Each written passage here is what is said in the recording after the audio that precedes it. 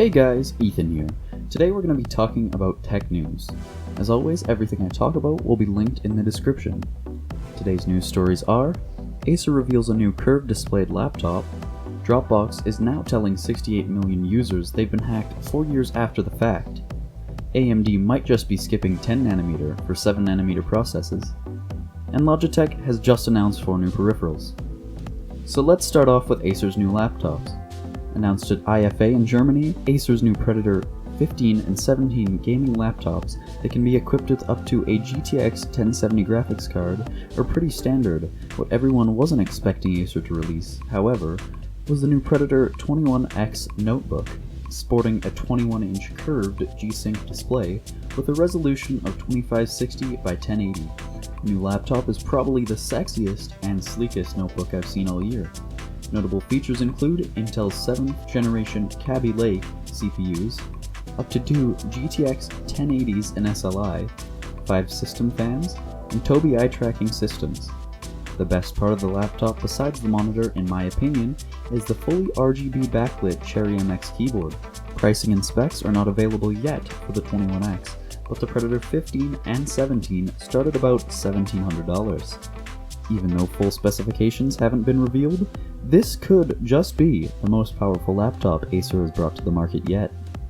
Also in the news, Dropbox, after 4 years, finally acknowledges a data breach that affected 68 million unknown customers. Just last week, Dropbox reset passwords on everyone who hasn't changed their passwords since mid-2012. In 2012, Dropbox said that an employee's login credentials were stolen. What they forgot to mention is that customers' credentials were also being stolen. Although the passwords were encrypted, the hacker could have had access to the encryption key when they accessed the servers. Needless to say, if you have a Dropbox account, please reset your password. This also proves the fact that you shouldn't have one password for everything. So you probably already know by now that Intel is hyping its 10nm process on its next-gen Cannon Lake processors. But AMD could just be skipping 10nm and going straight to 7nm. AMD just announced that it brought back its wafer supply agreement with GlobalFoundries for 5 more years. In the agreement, AMD does not guarantee that it will utilize 7nm for the new CPUs, but it does say, and I quote, "establishes a framework for technology collaboration between AMD and GlobalFoundries at the 7nm technology node," on the topic of the agreement, of course.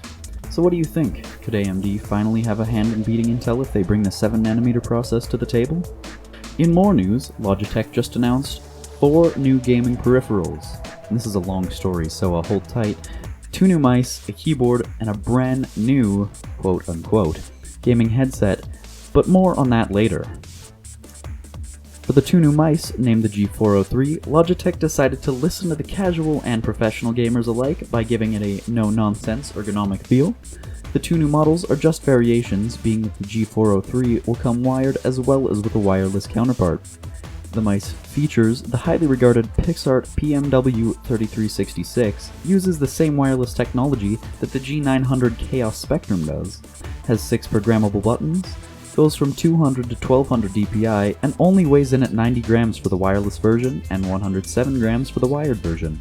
However, there will be a single optional 10-gram weight included if you prefer a heavier mouse. Also, the wired version is $30 cheaper at $70 instead of $100 for no reason. The new keyboard, named the G213, uses membrane switches instead of any mechanical ones to cut cost and give gamers RGB lighting, media keys, and software support without the hefty premium of a mechanical keyboard.